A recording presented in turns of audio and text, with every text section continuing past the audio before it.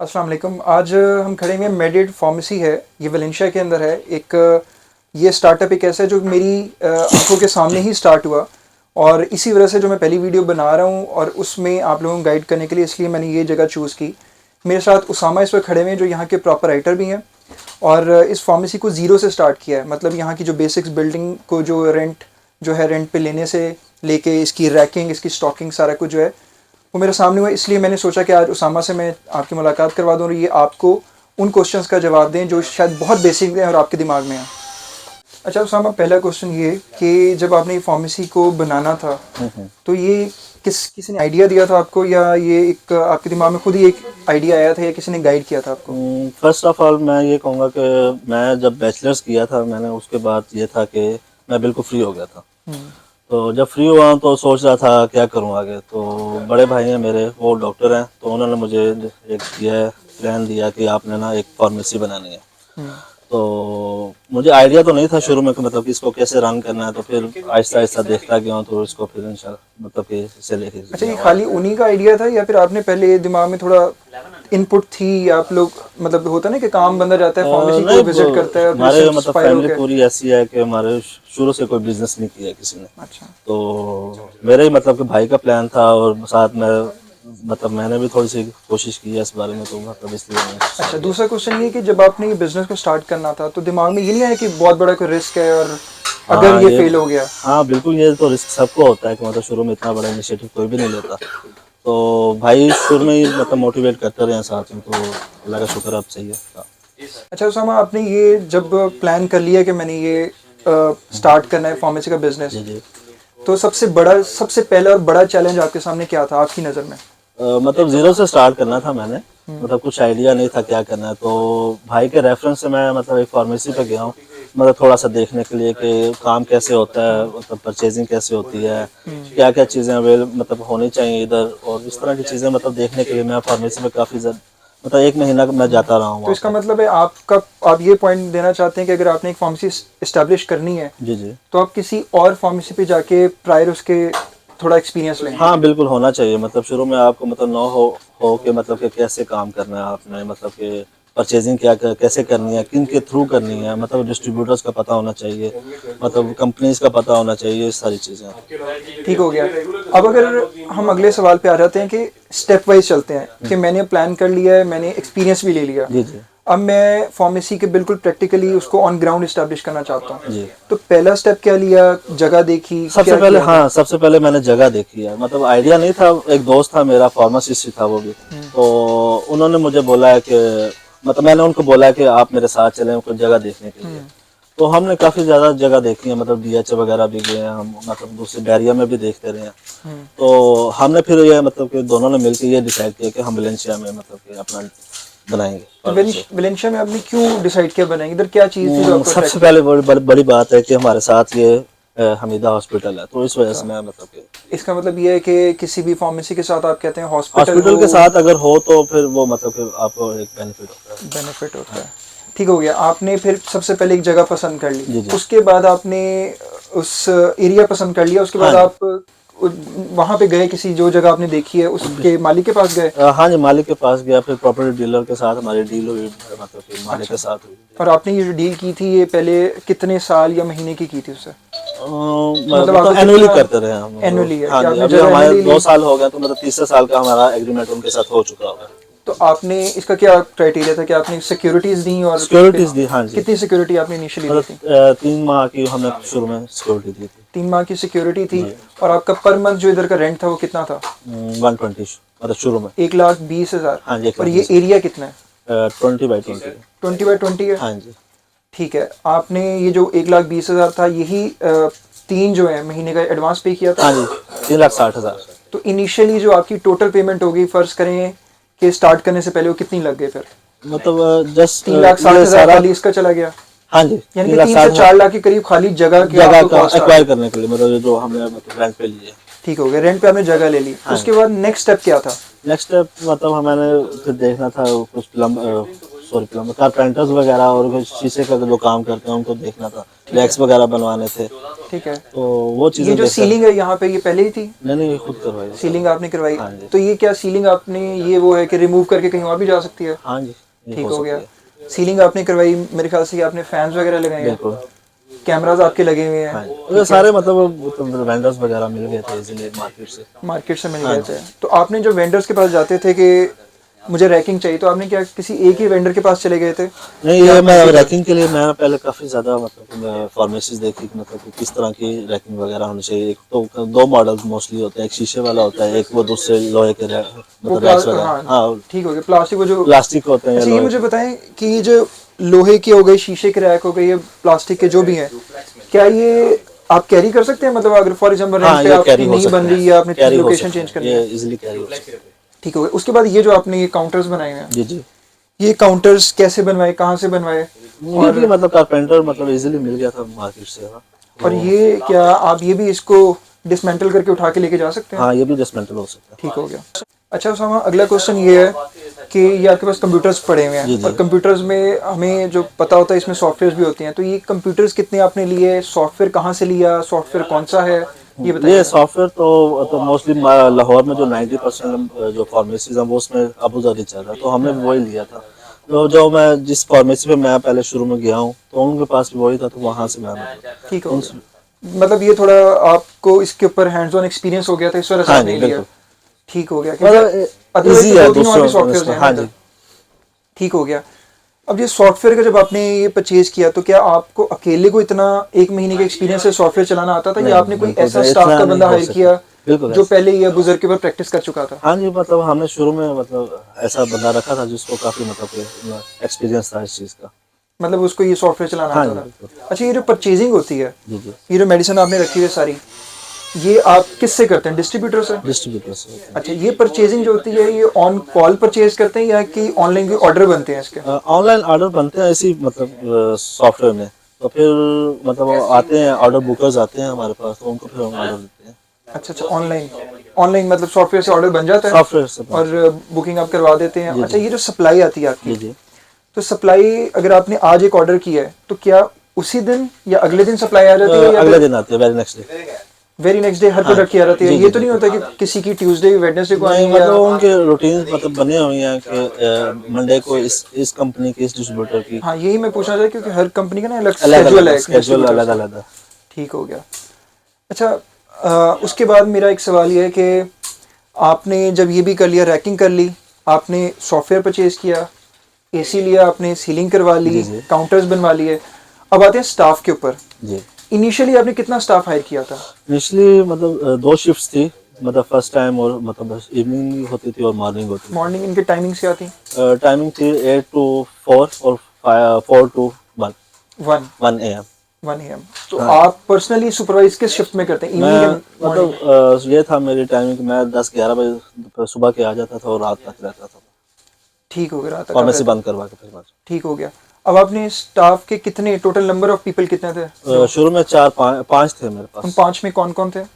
एक फार्मासिस्ट था, एक मैनेजर था मेरे, वो वही परचेजर भी थे, और दो सेलमैन थे मेरे 2 पास। सेलमैन थे, और वही ये 5 लोग जो है मॉर्निंग इवनिंग शिफ्ट कर रहे थे? बिल्कुल ऐसे। अच्छा, आज कितने हैं आपके पास टोटल? आज दो मतलब आज अब मतलब आपके पास बड़े 5 भाई ही भी हैं, हैं या मेरे, वो भी साथ ही मेरे होते हैं, तो वो मिला मतलब के आप हम ये कह रहे 6 हैं हो कि ये जाते हैं। जो फार्मेसी आपकी है, इसमें 5 से 6 के साथ आप ये चला लेते चला हैं लेते हैं, pharmacy? हाँ। अच्छा अच्छा, यहाँ पे सबसे ज़्यादा आप बीइंग अ बिजनेसमैन और एक प्रोपराइटर होने की सबसे ज़्यादा मुश्किल आपको क्या आती है फार्मेसी के बिजनेस में? कौन कौन टाइम सी मुश्किल मैनेजमेंट, आते हैं टाइम मैनेजमेंट, सुपरवाइज करने की? सुपरवाइज और टाइम मैनेजमेंट बहुत मुश्किल है। ठीक है। स्टाफ के हवाले से क्या मुश्किल आती है? स्टाफ इजीली मिलता नहीं है, जो एक्सपीरियंस स्टाफ है? एक्सपीरियंस स्टाफ जो होता है वो इजीली नहीं मिल सकता। ठीक। अच्छा, उसके अलावा आपको क्या लगता है कि कौन सी ऐसी खर्चे हैं जो आप फार्मेसी के अंदर, जब नया बिजनेस स्टार्ट करना है तो आप रोक सकते हो? एक होता है ना कि आप खुले जेब से पैसा खर्च कर लेते हो, तो जो हमारे नए फार्मासिस्ट या प्रोपराइटर जो शुरू करना चाहते हैं वो कहते हैं कि कौन से ऐसे खर्चे हैं जो हम शुरू में बेशक ना लगाएं, हम बाद में फिर उसको देख लें? कौन कौन सी होती है? स्टॉक आप बाद स्टॉक में कर आप सकते थोड़ा हो? सा मतलब कम कर सकते हैं शुरू में, तो फिर आहिस्ता आहिस्ता आप जब मतलब जिस सोसाइटी में आप हैं उसकी मतलब के ज़रूरत के मुताबिक आप अच्छा, स्टॉक फॉर आप बढ़ाते एग्जांपल जाते हैं। आपकी जैसे 20 बाय 20 की फार्मेसी है, जी। इनिशियली कितने लाख का ये कितना स्टॉक आप कहते हैं कि वो होना चाहिए कम से कम, उसकी एक कम हम से कम पैसों में वैल्यू दे देते हैं? 30 लाख से 40 लाख के दर। 30 से 40 स्टार्टिंग होना चाहिए। हाँ जी। अच्छा, ये जो स्टॉक होता है इसमें आप मोस्टली रनिंग आइटम ही परचेज हाँ करते जी, हैं? मोस्टली रनिंग आइटम होते अच्छा, हैं।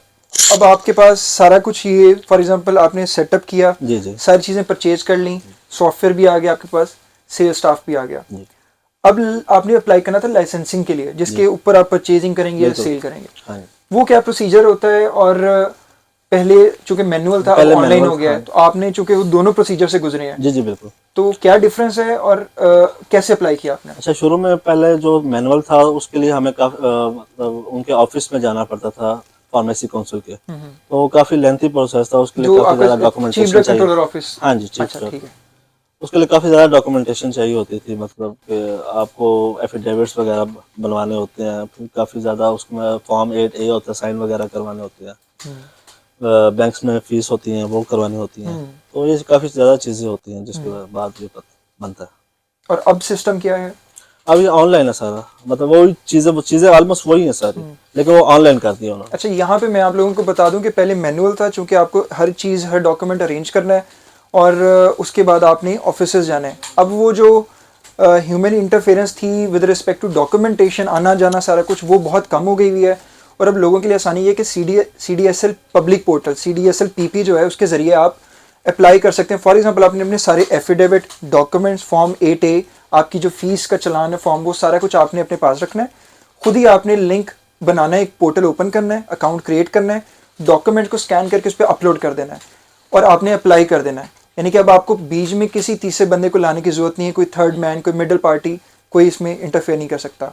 आपका नंबर वहाँ पे होता है, आप उसको ट्रैकिंग कर सकते हैं। हर स्टेप के ऊपर आपको अलर्ट आता है आपके फ़ोन के ऊपर, मतलब आपने अप्लाई किया, रिव्यू स्क्रूटनी में चला गया, तो हर एक स्टेप पे जो है वो आपको इन्फॉर्म करते हो। तो चीज़ें बहुत आसान हो गई हैं। अच्छा, अब आपने लाइसेंस के लिए भी अप्लाई कर दिया, हाँ जी। आपके पास एक लाइसेंस आ गया और चीज़ें, पूरा सिस्टम आपका इस्टेब्लिश्ड है। अब वो पहला दिन है कि जब आप डिस्ट्रीब्यूटर से परचेजिंग कर रहे हैं, सारे कुछ कर रहे हैं, और साथ जैसे ही स्टॉक आएगा आप उसको स्टॉक लगाते जाएंगे। तो जी जी फिर आपने, कस्टमर आपके पास है यार, आपने सेल की, जी अब पूरा एक दिन हो गया, इसी तरह से एक महीना गुजर गया, आपको पता चल गया कि आपको ट्रेंड क्या है। जी जी। क्या आपका ट्रेंड शुरू में बहुत इस तरह का था कि आपको लग रहा था कि ये चलेगा नहीं और आप मायूस हो गए, या आपको लगा कि नहीं, ट्रेंड थोड़ा इंक्रीज हो रहा है और कस्टमर आना शुरू हो गए तो आप थोड़ा होपफुल रहे, या एक साथ कोई ज़्यादा हो गए? कोई हफ्ते के ऐसे दिन होते हैं कि आप बहुत ज़्यादा ऊपर या नीचे चला जाता है ट्रेंड सेल्स का? अच्छा, शुरू में तो ये था कि मतलब काफ़ी काम स्लो था, मतलब काम बिल्कुल भी नहीं था, मतलब सारा दिन ऐसे बैठे रहते थे। तो with the passage of time Aahista Aahista काम काफ़ी ऊपर जाता गया। तो डेज होते हैं, मतलब कि स्पेसिफिक डेज होते हैं जब मतलब काम बिल्कुल स्लो होता है, जैसे आप कह लें संडे को बहुत काम होता है, साथ हमारे हॉस्पिटल है, तो ओपीडी आपको पता है संडे को नहीं होती है, तो वो मतलब मंडे से लेके सैटरडे तक काफ़ी काम होता है उसकी वजह से। ओपीडी की मतलब काफ़ी ज़्यादा प्रेस्क्रिप्शन आती है। ठीक है।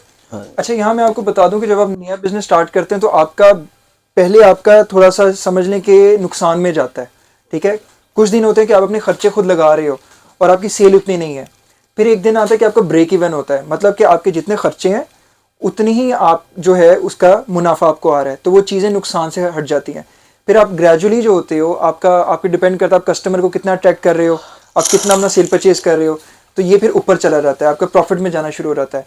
तो मैं अब आपसे ये पूछूंगा कि आपको कब प्रॉफिट में गया था, और आपने खुल के बताना बिल्कुल कि आपको क्या शुरू में फेस तो करना पड़ा, मतलब प्रॉफिट में 3-4 कितने माह महीने 5 माह तक मतलब कि हमारा लॉस में जाता गया। तो तकरीबन 5-6 माह तक हमारा ब्रेक इवन पे आ गया हुआ था, तो उसके बाद अल्लाह का शुक्र है, उसके बाद हमारा काफ़ी ज़्यादा प्रॉफिट में मतलब गया। ठीक है, अब प्रॉफिट में गया। अब आप जब प्रॉफिट आता है तो आप उसमें से खर्चे, जैसे बिजली के हाँ खर्चे जी, हैं, वो सारे मतलब खर्चे जो होते हैं तो हमारे। आपकी सेल स्टाफ के खर्चे हैं, जी तो बिल्कुल। ये जो टोटल खर्चे हैं बिजली का, जी जी। आपकी स्टाफ का, ये कितना आ जाता है टोटल? 5-6 लोगों का खर्चा और साथ बिजली का और बाकी एक्सपेंसेस कितने आ जाते हैं? 2.5 से 3 तक आते हैं मेरे खर्चे।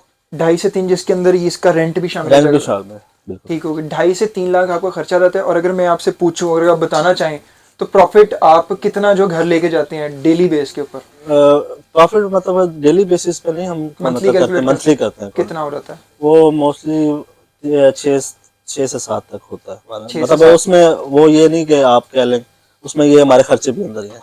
6 से ठीक हो 7 गया, फोटो मतलब है। आपके पास इतना आ जाता है कि आपको ये लग रहा है कि जो डिसीजन आपने लिया था हाँ जी, वो आज के इस दौर में जहाँ पे स्कार्सिटी ऑफ जॉब्स हैं, सैचुरेशन है मार्केट के अंदर, बिजनेस को स्टार्ट करना आसान नहीं है, उसमें अगर आप होल हार्टेडली इन्वेस्ट करते हैं अपना टाइम, अपनी एनर्जी, अपनी एफर्ट्स और विदाउट एनी सेकंड थॉट, तो मेरे ख्याल से कि ये एक बहुत अच्छी अपॉर्चुनिटी है बिल्कुल है। कि आप स्टार्ट कर सकते हैं इसको। खासतौर पे जो फार्मासिस्ट हमारे जो ये सोच रहे होते हैं कि हम किसी पे डिपेंड करें, कहीं जॉब करें, अगर आप फार्मासिस्ट जाके कहीं जॉब करते हैं तो आपको पता है वहाँ पे आपकी सबसे पहले पूछा जाता है आपकी कैटेगरी है या नहीं है। फिर आपको इस चीज़ पे भी कई जगह कन्विंस किया जाता है कि आप कैटेगरी सिर्फ आप रेंट आउट कर दें या आप अपनी सर्विसेज ना दें, तो आप 18,000, 15,000, 20,000 पे कैटेगरी रेंट आउट करके घर बैठ जाते हैं और वहाँ पे अपनी सर्विसेज नहीं दे सकते। तो कोशिश ये करें कि आप अगर कर सकते हैं बेशक छोटे सेटअप से स्टार्ट करें, लेकिन आप अपनी ही कैटेगरी पे अपनी फार्मेसी स्टार्ट करें, ताकि आपको वो जो 3-4 लाख आपने 2 साल के किसी फार्मासिस्ट को देने, एक तो वो बच जाएंगे आपके, ठीक है, 15-20 हज़ार वो बच गए, और साथ आप अपनी अपनी जो एक अंदर से विलिंगनेस होती है कि आप पेशेंट को काउंसल कर रहे हैं, अपने सारी चीज़ें देख रहे हैं, वो आप किसी और के सेटअप पे नहीं कर सकते। तो जब आपका अपना सेटअप होगा तो शायद उस पर आप अपनी एक एनर्जी इन्वेस्ट कर सकें। तो साहब आप विजिट करवा सकते हैं अपनी बिल्कुल आउटलुक जो है मार्केट की भी एरिया के हिसाब से, और बाहर की भी चीज़ें देखना तो फिर बाद में आके अंदर देखते हैं, क्योंकि बाहर का अगर एस्पेक्ट आ रहा है कि लोगों को पता चल जाएगा कि आउटलुक क्या होती है और आसपास मार्केट क्या है। जी, तो अब हम बिल्कुल बाहर खड़े हैं यहाँ पे मेन रोड के ऊपर जहाँ पे फार्मेसी है, तो अपने बिल्कुल ज़रा गाइड कीजिएगा ज़रा फार्मेसी के हवाले ये से। फार्मेसी मेरी ये डी ब्लॉक है वलेंशिया का। अच्छा, ये आपने बोर्ड बनाया है बाहर, जी जी। ये बोर्ड कहाँ से बनवाया था, और आपको इस बोर्ड की भी कोई टाइप्स होती हैं, जैसे ये इस पे लिखा हुआ है मेडिकेट फार्मेसी, अंदर लाइटें लगी हुई हैं। जी जी, ये भी इसकी types मतलब होती इजीली हैं? मार्केट से मतलब कि वेंडर मिल गया था इसका भी। अच्छा। तो डिज़ाइन तो हमने खुद ही किया था इसको, ठीक जो है। इसका मतलब लोगो वगैरह है और मतलब बाकी नाम वगैरह तो खुद ही डिसाइड किया था इसका। यहाँ पे मैं 3 बोर्ड्स देख रहा हूँ इसके, अगर मैं गलत नहीं हूँ, जी एक जी। तो ये वाला बोर्ड हो गया, जी जी बिल्कुल। ठीक है, ताकि आने जाने वाले जो लोग हैं उनको ये नज़र आती रहे। उसके अलावा ये एक मेन बोर्ड हो गया इनका, कि जहाँ पे यहाँ मेन इनका लोगो है। अच्छा, उसके बाद ये तीसरा बोर्ड इन्होंने यहाँ पे भी लगाया है। मतलब ये एक बड़ा एक स्मार्ट चीज़ है कि आपने इसको सिर्फ एक बोर्ड लगा के छोड़ नहीं दिया, बिल्कुल ऐसे हर जगह से हर एंगल से जो भी देख रहा है उसको ये पता लग रहा पता है चल कि ये हो रहा है। आगे पीछे वालों को मतलब जो दूसरी साइड से आ रहे हैं उनको भी नजर अच्छा, आ रहा हॉस्पिटल यहाँ पे कहाँ पे है। है? ये हॉस्पिटल हमारे बिल्कुल बैक पे है। ये हाँ जी। अच्छा, यहाँ पे बिल्कुल चंद कदम पे हॉस्पिटल है, यानी कि आप लगा लें कि आधा मिनट भी नहीं लगता पैदल हॉस्पिटल, तो जाहिर बात है उसकी प्रिस्क्रिप्शन यहाँ पे आती है, क्योंकि डॉक्टर भी यहाँ बैठ रहे हैं। हॉस्पिटल में, हाँ जी ठीक है, यानी कि हॉस्पिटल जो है हॉस्पिटल में। उधर से मेन इन्फ्लक्स है पेशेंट्स का। बिल्कुल। ठीक हो गया। और यहाँ पे ये जलाल सन है पास? ये साथ जलाल सर। अच्छा, ये जलाल सन है पास, सर ये वलेंशिया के पूरे एक हब है मार्केट ना। मार्केट की हब है। अब मुझे बता दें यहाँ ब्रांड्स कौन कौन से हैं आपके पास? ब्रांड्स इधर एक जलाल सन हो गया। काफी ज्यादा खाने पीने के मतलब ब्रांड है, जैसे ग्लोरिया जींस वगैरह भी है इधर। अच्छा। ये आपका सेकंड कप भी इधर है। ठीक है। उसके साथ गोरमेट रेस्टोरेंट भी है। अच्छा, ये तो इस बट तरह की स्वीट्स चीज़ों भी है का- हाँ इधर, जी सेकंड कप भी है इधर, जलाल सन भी है, शौकत खानम लैब भी है इधर। और इसका मतलब ये पूरी एक ऐसी मार्केट है जहाँ पे हर तरह का बंदा आता है, बिल्कुल ऐसे। और जाहिर बात है कि जब वो यहाँ पे आएगा आसपास स्टे करेगा, मतलब फॉर एग्जाम्पल मैं ये देख रहा हूँ कि इनकी ज़रा पार्किंग दिखाएंगे ज़रा, कि इनकी बड़ा अच्छा है कि इनकी पार्किंग बहुत अच्छी है। ये जो पूरा एरिया यहाँ पे गाड़ियाँ भी लग सकती हैं और यहाँ पे बाइक्स भी लग सकती हैं, और यही पार्किंग अटैच होती है बाकी जो शॉप्स हैं उनके साथ। तो एक म्यूचुअली पार्किंग समझ लें यहाँ पे है कि अगर साथ कोई बर्ड स्वीट पे आया है, शौकत खानम पे आया है, हॉस्पिटल आया है, कोई गाड़ी खड़ी कर रहा है अपनी, तो देखेगा कि यहाँ पे फार्मेसी है, तो वो कहेगा चलो यहाँ से मेडिसिन ही ले जाते हैं। अच्छा, इन्होंने जो अपने यहाँ पे लिख के लगाया हुआ है ना, कुछ सर्विसेज भी दे रहे हैं, जैसे फ्री होम डिलीवरी। ये एक ऑप्शनल सर्विस होती है। शुरू में बेशक आप अगर ये नहीं कर सकते, आपका स्टाफ इतना नहीं है और आपको एरिया की इतनी नॉलेज नहीं है, लेकिन with the passage of time आपकी एक्सपर्टीज़ डेवलप हो जाती है और आप ये जो फ्री होम डिलीवरी की सर्विस है इसको भी कर सकते हैं। और इन्होंने लिख के भी लगाया, ज़रा मुझे दिखाइएगा ज़रा आके। ये मैंने जल्दी चल रहा है।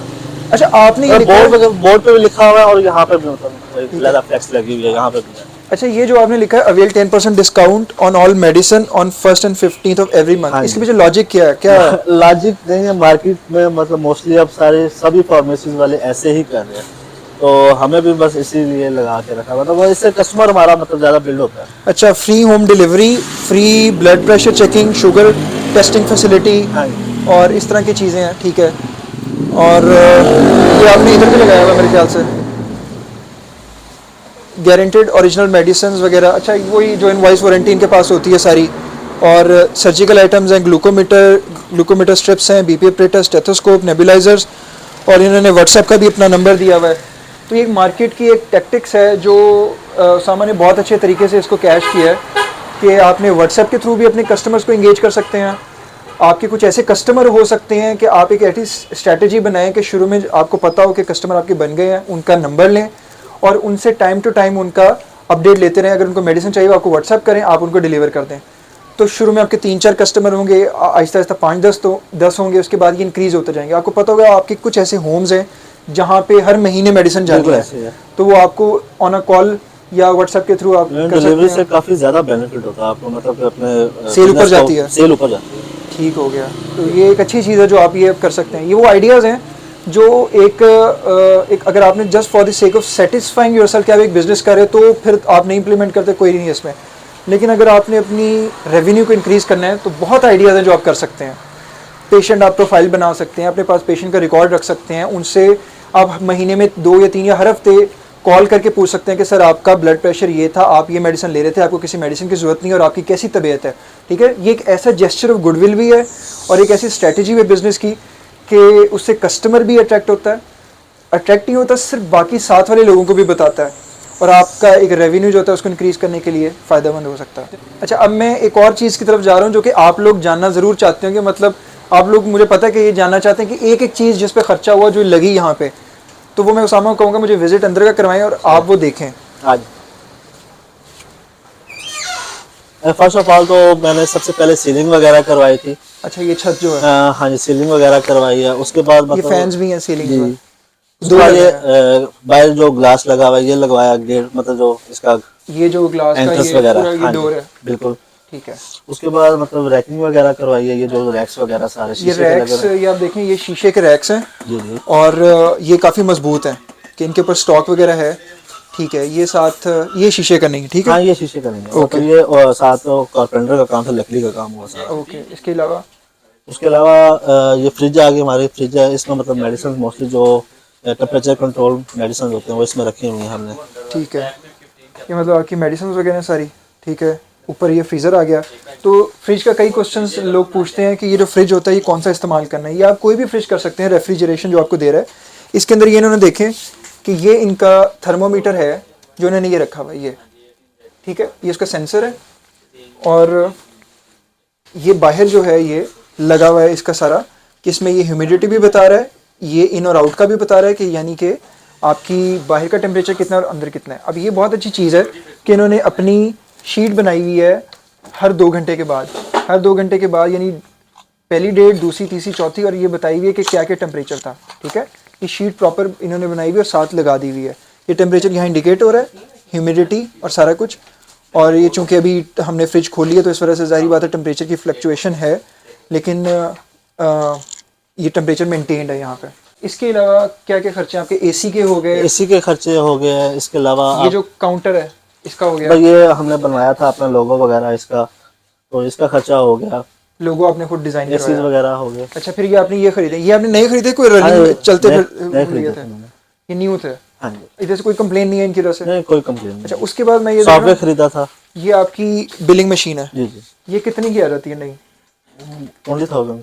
20,000 में। हाँ जी। ब्लैक ऊपर अच्छा ब्रांड है ये, मैंने सुना है ये अच्छा ब्रांड है, ये ख़राब नहीं होता। अच्छा, आपने ये एटीएम की फैसिलिटी भी यहाँ पे हाँ की जी, हुई है? बिल्कुल ऐसे। ठीक हो गया। तो कोई भी अपना कार्ड जो है उसके थ्रू भी ये पे कर सकते हैं। बिल्कुल। उसके बाद आपने यहाँ पे चेयर्स रखी हुई हैं, ये दिखाइएगा ज़रा। इन्होंने में चेयर्स भी रखी हुई हैं, इसका ऑब्वियसली एक्सपेंस होगा। अपनी वो एक एलईडी रखी है, वो कैमरा के लिए है? सॉरी, कैमरा के लिए एलईडी? हाँ जी, एलईडी। ठीक है, वो एक एलईडी जो कैमरास के लिए है। ये कैश काउंटर है और ये ऊपर कैमरास दिखा दीजिए, कैमरास लगे हैं। ठीक हो गया। अच्छा, तो ओवरऑल जो पिक्चर थी आपके सामने बेसिक क्वेश्चंस की, वो एड्रेस हो गई है और उम्मीद करता हूँ कि वो जो सारे बेसिक क्वेश्चंस थे जिसमें कि कितना खर्चा आएगा, सेल होगी नहीं होगी, शुरू में सेल होती है नहीं होती, क्या रिस्क होता है, किन किन चीज़ों पे कॉस्ट आती है और क्या क्या कॉस्ट आती है, ठीक है, अप्लाइंसेस हैं, ऐसी सारी चीज़ें हैं। उसके बाद आपकी जो सेल स्टाफ था उसका क्या है, तो बल्कि मैं अभी सेल स्टाफ के एक बंदे को इधर के ही लेके उनसे उनका इनपुट ले लेता हूँ कि बिज़नेस क्या हो रहा है। आप अपना नाम बताएंगे? उमर। अच्छा उमर, आपका कैसा एक्सपीरियंस, और जब आपने यहाँ पे ज्वाइन किया, आप कोई प्री एक्सपीरियंस थे कहीं और जॉब करते रहे थे और आपका ग्रिप कैसी थी इसके ऊपर सॉफ्टवेयर पर? अच्छा, मेरी इस फील्ड में कमांड पहले से थी। मुझे इस फील्ड में आज मतलब इस साल 6 साल होने वाले हैं। अच्छा। तो मैंने इधर ज्वाइन किया था 2021 में, है ना, 2021 में। तो तब मुझे एक्सपीरियंस था काफ़ी इधर का, ठीक है। तो मेरे से पहले इधर एक सीनियर स्टाफ थे, वो मेरे आने के बाद तकरीबन 1 महीने बाद छोड़ गए थे। अच्छा। उसके बाद तो उनसे बनी नहीं थी या वैसे छोड़ गया? नहीं, उनका एग्रीमेंट था, कोई उनका इशू था, फैसलाबाद के थे, वो छोड़ गए थे। अच्छा अच्छा। उनके बाद इधर का फिर मोस्ट सीनियर स्टाफ मैं था। आपका कोई एग्रीमेंट है इनसे? मेरा एग्रीमेंट है इनसे।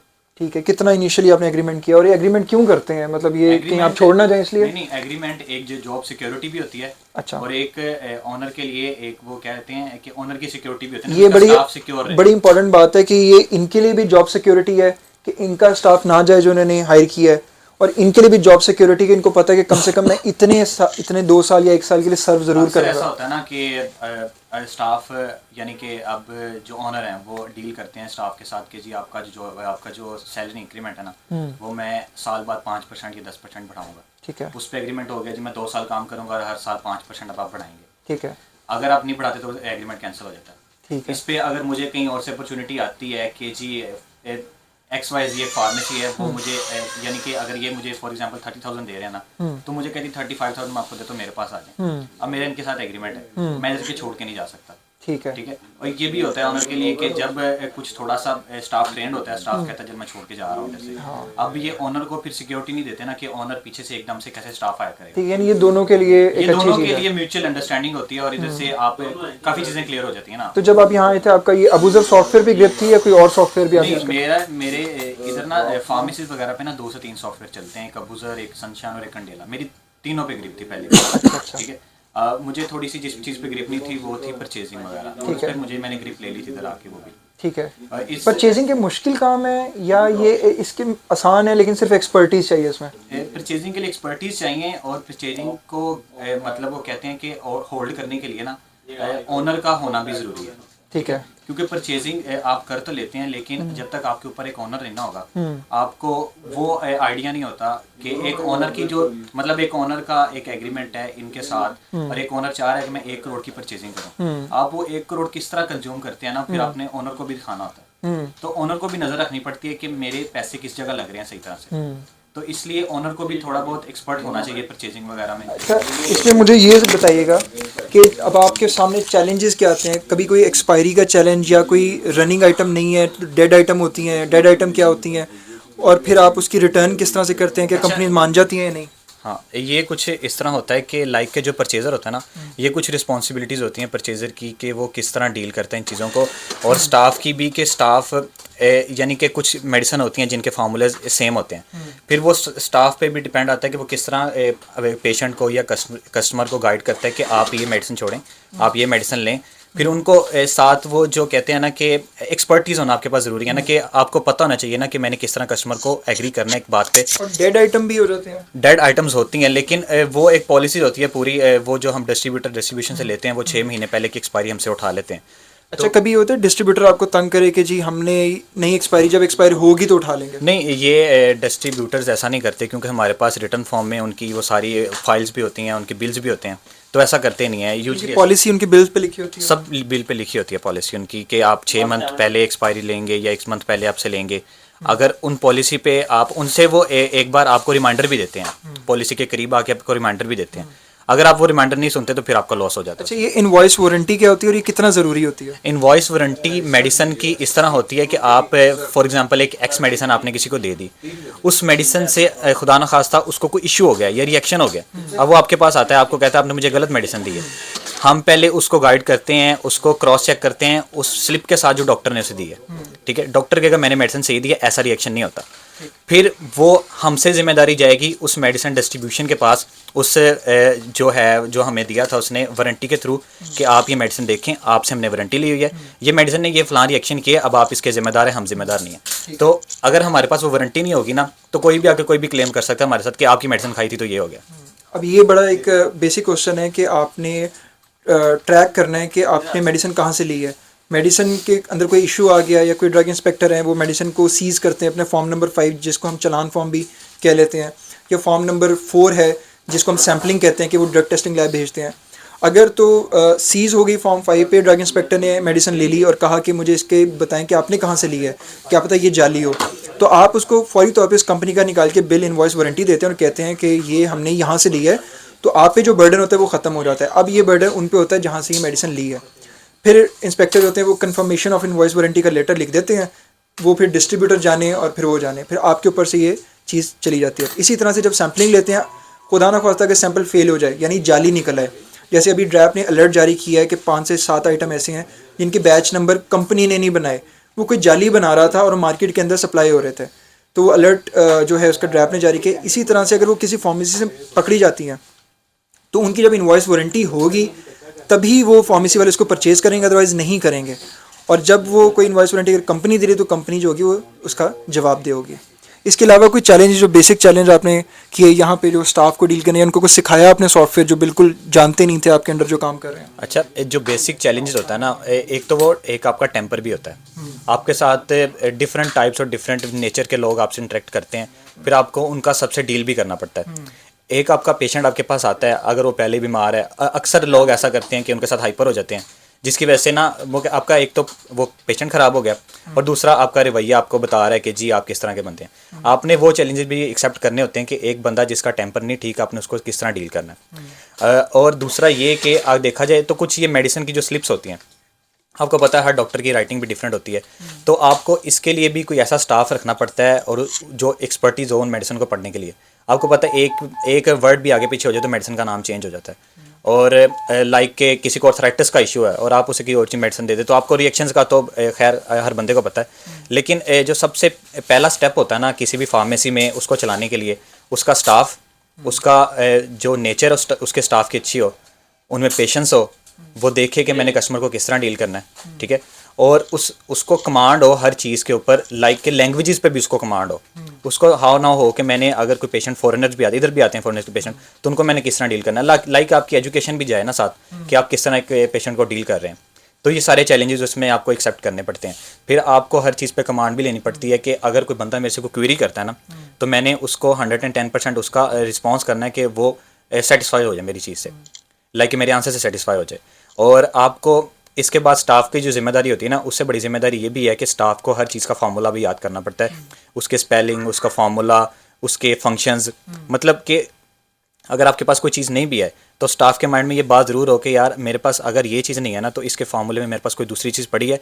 अब वो स्टाफ का काम है को कस्टमर को सेटिस्फाई किस तरह करता है, क्योंकि डिपेंड फार्मूला ही करता है एट द एंड। ये बहुत इंपॉर्टेंट चीज़ है कस्टमर जो काउंसलिंग है ये उसकी सेटिस्फेक्शन है, क्योंकि अगर आप ये करेंगे, आपका स्टाफ अच्छा होगा। कई बार ये होता है कि लोग सिर्फ स्टाफ हायर कर लेते हैं कि जी सिर्फ सेल होती रहे, लेकिन असल चीज़ सेल करना नहीं है, कस्टमर बनाना है। तो कस्टमर की वैल्यू करेंगे आप, स्टाफ अच्छा हायर करेंगे, पढ़ा लिखा होगा, उनको ब्रांड्स का पता है, जेनेरिक्स का पता है, उनको अल्टरनेटिव ऑप्शंस जो है मेडिसिन की वो पता है जो उनको रिकमेंड कर सके। ऑब्वियसली कोई भी फार्मासिस्ट है या स्टाफ है वो प्रिस्क्राइब तो नहीं कर सकता, लेकिन रिकमेंड कर सकता है कि ये अल्टरनेटिव्स हैं। फिर अगर पेशेंट कहता है कि जी मुझे ये दे दें तो वो दे सकते हैं। तो ये जो कस्टमर सेटिस्फेक्शन बहुत बहुत इंपॉर्टेंट पॉइंट है ये। अच्छा, अब लास्ट पे मैं उसामा से एक ऑनेस्ट आंसर चाहूँगा, और वो उसामा ये कि हमारे फार्मासिस्ट हैं, फ्रेश ग्रेजुएट्स हैं, वो इधर उधर जॉब्स करते हैं सारा कुछ, और जॉब्स नहीं मिलती, इंडस्ट्रीज़ में नहीं मिल रही, रिटेल्स के ऊपर कम मिल रही हैं जॉब, कम पे पे मिल रही हैं, उसके बाद वो अपनी कैटेगरी रेंट आउट कर रहे हैं। तो आप क्या उनको ये कहना चाहेंगे कि हाँ ये वो चीज़ है जो आप 20, 30, 40 लाख से अपने एक सेटअप, छोटे से छोटा, बड़े से बड़ा, फिर उसको चला सकते हैं, स्टार्ट करना चाहिए? सबसे बड़ी बात यह है कि ये जो फार्मेसी का बिजनेस है, ये सबसे बात है कि ये साफ सुथरा बिजनेस है। मतलब इसमें कोई आपको ये चीज़ नहीं है कि इसमें 2 नंबरी चीज़ है। तो मतलब सब कुछ ऊपर लिखा हुआ है, सारा कुछ है जो आप मतलब कि अगर आपके पास प्रेस्क्रिप्शन आती है एक, तो उस पर सारा कुछ लिखा हुआ है, आपने ये चीज़ देनी है, मतलब कोई इसमें 2 नंबरी नहीं है। ठीक। तो मेरा यही है मशवरा कि आपको करना चाहिए बिजनेस। ग्रोथ है इसमें? बिल्कुल है इसमें। अच्छा, आपने कभी ये सोचा कि आपने इसकी कोई अगली कोई ब्रांच बनानी है? हाँ बिल्कुल, मैं ये सोच रहा हूँ कि मैं इसकी मतलब कि अपने बिजनेस को अपग्रेड करूँ थोड़ा सा, मतलब सेकंड ब्रांच बनाऊँ इसको।